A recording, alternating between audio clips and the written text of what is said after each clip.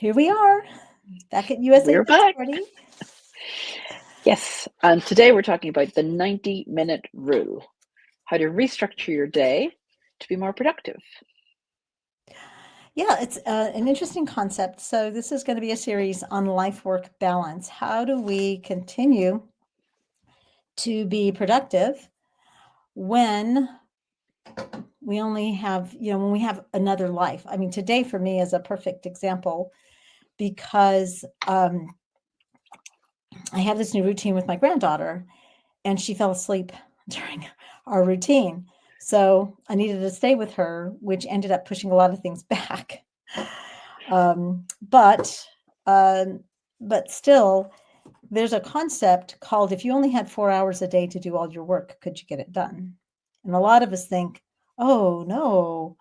But I think we, if we structured our days better, we could get more done in less time and have more time for other things. Now, there's other components to that that we're not going to discuss today, but I think this whole idea of, now what are we calling this again? The 90-minute rule 90-minute rule. Yes. is going to be very important. What is your take on it, Esther? I think that, I mean, we definitely could theoretically get all our work done in a 4-hour window. Um, but we get distracted very easily by things, Mm. especially as entrepreneurs, as business owners. Shiny objects come along, and whether that be the prospect of a new sale or the prospect of um, a new investment, things come along to take away our focus. But I think the main thing that we have to look at is how to stay focused for a set period of time.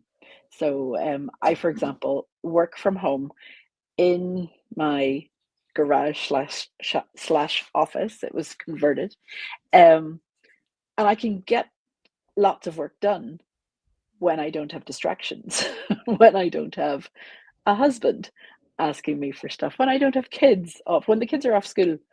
That is a disaster because there's always things that they end up needing and wanting, or mom taxi, etc. But when I'm on my own, I can focus and I can put my head down, and the time goes very quickly, but on things that are focused in. And when I was looking into this 90-minute focus block, we've heard of other focus blocks. And you, Anna, I remember, oh, this is you, going back a few years, we're not showing our age here, but you introduced me to the Pomodoro technique. And that is slightly different concept because it's a shorter time period.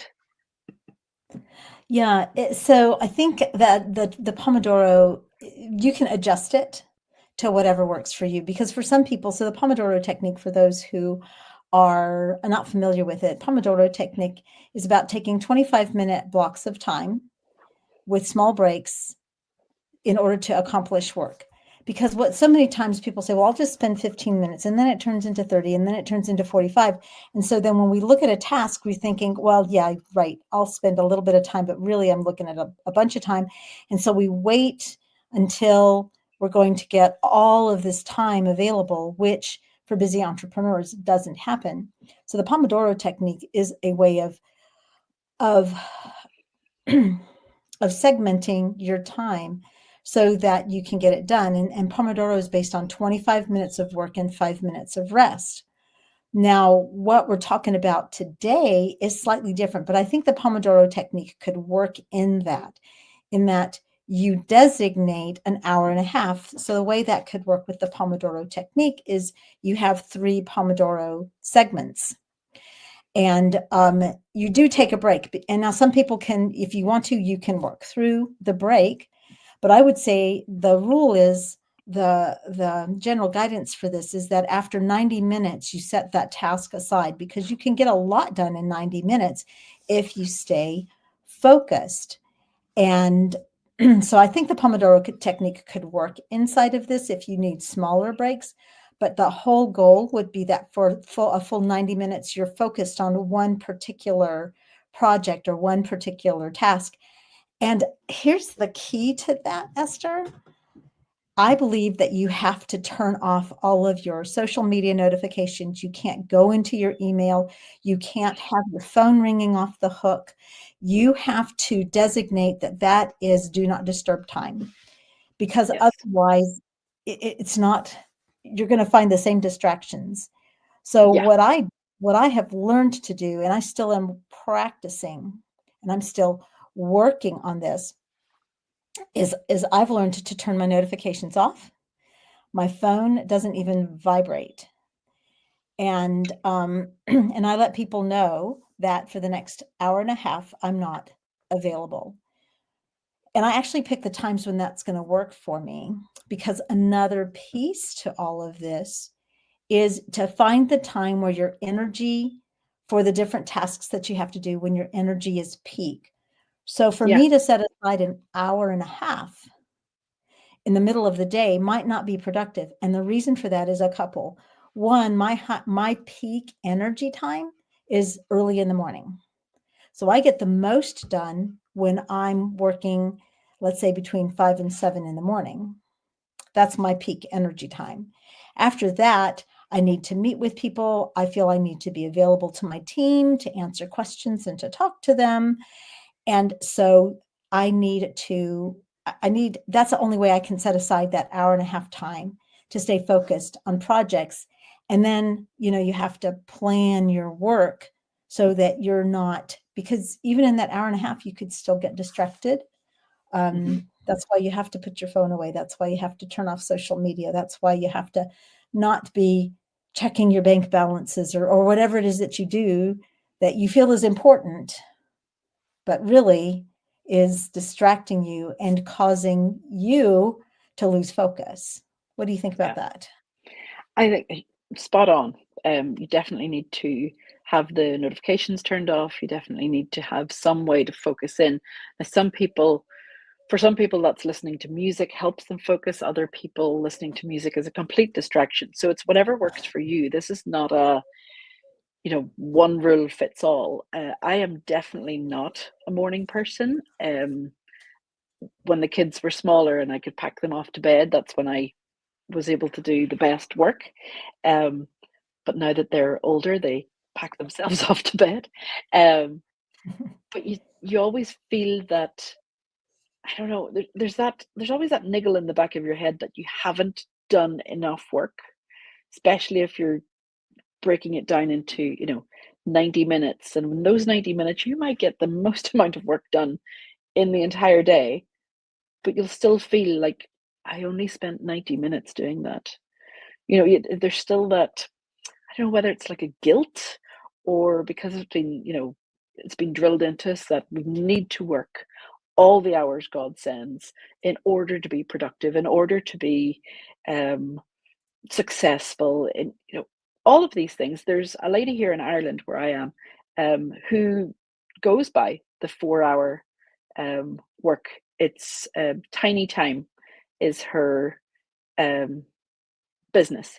So if you have a tiny amount of time, what is the amount of things you can get done? And people can procrastinate so much by saying, it's not, I don't have enough time, like you were saying, Anna. But if you really worked out how long you spent on all the other tasks, like Anna was saying, checking your bank balance, taking phone calls, checking in with staff, checking social media, doom scrolling, um, watching series, you have time for all of those things. So you definitely have 90 minutes to focus in and doing this. And what I was reading through all this is that it's the same guy that figured out how or discovered REM sleep.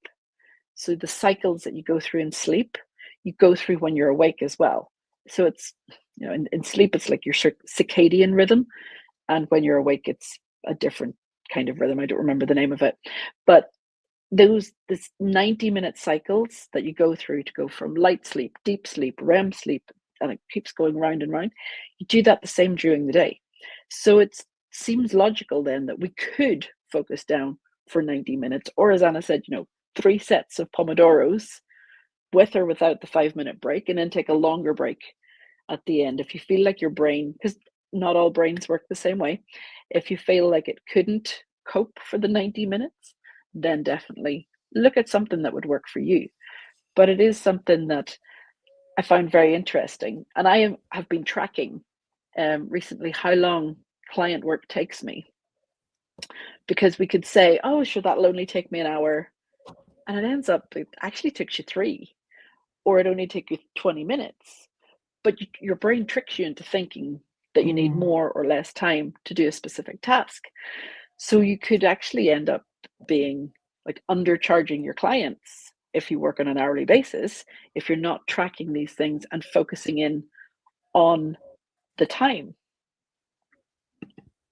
Well, that leads to a couple of really important ideas that I'm thinking of, and one is that I recently, so I'm getting ready to do some real estate investing, which means that I have to get some certain financial documents prepared. And I realized that if I did, if I just, if I did it the way I had originally planned, it was going to take me hours and hours. So I looked at the task and I thought, okay, I have to get these documents to these banks. So I looked to see what is the information that is in common in all of those documents. And I actually spent about 45 minutes of my 90 putting together a worksheet to consolidate all of this information together so that I could take that information, hand it to an assistant and say, here, fill out these documents for me, and then send them back to me for approval. So the point of sharing that is that we can look at a task, let's break it down into smaller pieces and then plan how we're going to execute. Because so many times we sit down and we're like, one, we might get overwhelmed by the task. Okay, that's entirely possible. But if you sit down, you look at the tasks, you look at how you can consolidate similar tasks together so that number one, when your brain is in a particular mode of operation, it's going to work those similar tasks together more quickly because you're quote unquote in the zone. And there's a lot to be said about being in the zone, but looking at that, taking maybe even 15 minutes, like the night before, and this is something I'm working on, but taking 15 minutes the night before, looking at what you have to get done, seeing what you can prepare in advance in that time. And then when the time is up, you spoke about guilt. You spoke about this nagging feeling that I should be doing more. And we all deal with it, particularly as entrepreneurs. We have to just accept that there's only so much we can do in a day. And one of my sales mentors said to me, and he reiterated this to me often, and he was very successful. And he said, all you can do is all you can do. And all you can do is enough. And you have to live with the fact that you're not God. You can't do everything all at once. And you have to accept your limitations, delegate where you can. If you don't have a virtual assistant, virtual assistants can be very beneficial. They usually are, if you use like Filipino or Indian assistants, they're usually very inexpensive, and you can get more done and make more headway in your business. So getting to the whole idea of spending time preparing, you may or may not be familiar with this, Esther, but Abraham Lincoln was very famous. He was asked one time, if you have 4 hours to chop a tree, because he was a tree chopper, I guess, before he became president, before he went into law. If you only have 4 hours to chop a tree, how will you do it? And he said, I would spend 3.5 hours sharpening my axe. Oh. So that preparation time is extremely important. And organizing your work, and also seeing where your peak time is. Now, for me, that throughout the day, trying to get focused work done is quite ludicrous for me because there's so much going on in my business between the hours of 9 and 4. So I don't try to get that 90-minute block in there. I try to do that. I plan those for early in the morning, or sometimes I'll do them on the weekend when things are a little quieter. for me. But this is all, I think, super important to utilize and to understand when your best energy is. Because if you're trying to, because you utilizing your rhythms to work for you instead of fighting yourself is key to being more accomplished in your life. Yeah, yeah, definitely. I mean, first you have to, I almost feel like we have Catherine here with us, because Catherine Lang would say, know yourself. Yes. Know yourself first, and then you'll know which times are better for you, which are your like, I don't know, personal power hours. Mm-hmm. When can you block out time? Because do you have standing arrangements at certain times of the day or certain days of the week that you can't commit to these 90-minute focus blocks? Or is it something that you can implement quickly and easily and see it as just another part of your working day? So all of these things you have to take into consideration first, because you have so many variables. So you're an entrepreneur or you're a sole trader, it's only you that can answer the phones, it's only you that can answer the emails, it's only you that can contact the bank, etc. Are you able to hire somebody, like Anna said, maybe a VA, or hire somebody in-house to be able to offload some of the things? And when you do that, will that free up more of these blocks for you to be able to focus on your business rather than just be working in your business? So you're thinking bookkeeper, you're thinking accountant, we're thinking administrator. I'm looking around my desk at all the paperwork. If that could just magically disappear, that would be so much nicer environment to work in. But first of all, you have to know, do you have the funds there to be able to hire somebody else to help you? Or do you have to slog away? And as Anna says, be up super early in the morning or be up super late at night getting these other things done, because as we know, 9 to 5, 9 to 6, whatever your working day is, it's impossible to set aside a time where somebody isn't going to phone you, where the emails aren't going to be popping through. And you might never find that time because emails come at all times of the day and night. Thank you to the global world that we live in. Yes. Mm-hmm. But they're not all urgent. They don't all have to be read. That's another point to make. I work in social media, and even I have all my social media notifications turned off because I work in social media. It would never stop all day. So I set aside a time that I will go and check social media. And when I'm running a client's account, I will check that at certain times of the day to be able to go through and answer any questions or retweet any things, or whatever needs to be done. I will set aside certain times to be able to go in and do that. But if I had social media notifications turned on, my phone would never stop buzzing. It's connected to my watch, so it would still buzz as well, and my brain would just never switch off. So set aside times. It doesn't have to be 90 minutes. Please don't spend 90 minutes on social media unless you're doing something really, really important.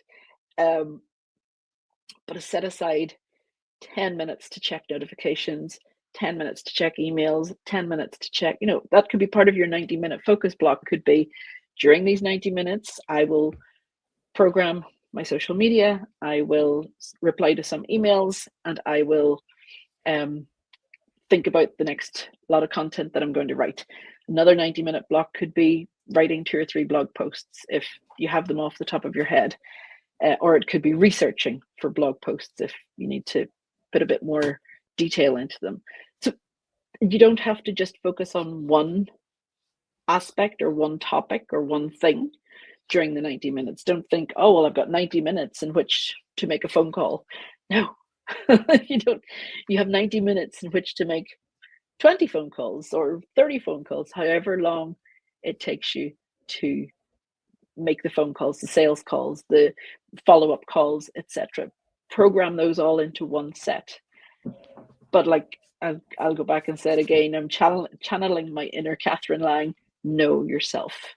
Whatever works for you might not work for anybody else. Very, very true. And keep in mind, this whole focus is the life work balance. That being the case, you are not just an entrepreneur or a small business owner or whatever role you play in your company. You are a human being. So you need to make time for spiritual development. You need to make time for your family, especially if you're a family person. Remember who you're doing this for. If your success compromises why you're in business, then you need to look at redefining what success is. And we've talked about this in the past, but maybe, not everybody has to be a millionaire or a billionaire. Make success goals that work to give you the lifestyle that you're in business for, because most of us go into business to have a specific lifestyle. So work toward that, keep that in mind. And even if you're only going to be able to set aside an hour, I would say at least an hour a day for yourself, more honestly, but at least an hour a day for yourself. You have to feed that part of you so that it doesn't starve to death. And that's also another piece of managing your work and your life, managing your work and your life. And there could be changing dynamics in that there are changing dynamics for me. I'm now, a grandmother with a granddaughter nearby. And so, I'm learning how to reapportion my time so that I can spend the time with my son and his family, as I'm also a caretaker for the baby, as well as continuing to run my business and learning how to delegate so that I have the time for those things that are important, like the other aspects of my business that I'm trying to grow. So as we're doing all of this scheduling and you're thinking about this, keep in mind that it is extremely important that you are mindful of why you're in business and you're making the time for that, and that your success goals support why you're in business. Because most of us went into business so that we could be more available to our families. And we can go on and on about that. We don't have any more time today, but just remember that we're not here just for our clients and our businesses. And we need to prioritize our tasks. We need to set aside blocks of time to get those priority tasks completed. And that's, Mester, that's, my goodness, an entire topic all by itself, is priorities. It really is. But today, really we is. hope that you walk away with just the idea of, I can determine how I'm spending my time. And as Esther was saying, if 90 minutes is too long, trim it down to an hour, but make time for those important tasks and focus on those tasks. And if you have to, keep a piece of paper next to you so you can write down things that come to mind so that you can come back to the task that you're working on. You will be amazed at the end of a week, even just the end of a day, how much better you will feel knowing that's done. And you'll actually have the freedom to spend with your family or your friends or whoever it is that you socialize with, without being all this stuff stuck in the back of your head, cluttering your thinking. Yeah, totally agree. Totally agree. Just came to my mind there before we finish off. Don't leave till Friday something that you really needed to have done on a Monday. So think of it like, by the time Friday rolls around, you're more tired, you've had a full week of work on top of you. Don't leave maybe the sales calls until Friday, because then you're not feeling it. You're not as energized to be able to put the effort into those things. Maybe leave Friday for more of an admin task, or something that doesn't drain you as mentally or physically. Speaking from experience, sales calls drain me completely. I know Anna is a sales trainer, and sales calls might invigorate her, and Fridays might be a great day for her. But nobody wants to hear from somebody doing sales on a Friday either. It's not a good day for decision makers because they're exhausted after a full week of work as well. So think about things that you can do. Don't just plan to have that hour or 90 minutes at a certain time of the day, but also plan what works best on which day of the week. So if you're going to do your sales calls, do them on a Monday, get them out of the way, do something nicer for yourself on a Friday, whether that is sitting peacefully and calmly with a nice cup of coffee and a piece of cake. That's also important. You know, have your Fridays for your team meetings to just decompress and have things to look forward to on a Friday. If you're not looking forward to what you're going to do, it's time to rearrange your priorities. Well, and keep in mind the time that you're taking for yourself is really time you're taking for your business as well. Because if you're not refreshed and you're not energized and ready to go, your business will suffer regardless of if you're working 24 hours or 12 hours a day, 7 days a week. Yeah. Well, next week, oh my goodness, next week we're going to work to do a recording again. But the next time you hear from us, we'll be talking about creating your personal power hours. So that ought to be very interesting as we dive into that. Any last thoughts, Esther? No, just let us know how your 90-minute sessions are going. If you feel any different at the end of the week, if you feel any more productive, we would love to hear from you and see how you're getting on. All right. Well, thank you for joining us this week on USA Biz Party, and we look forward to seeing you again when we will then be talking about personal power hours.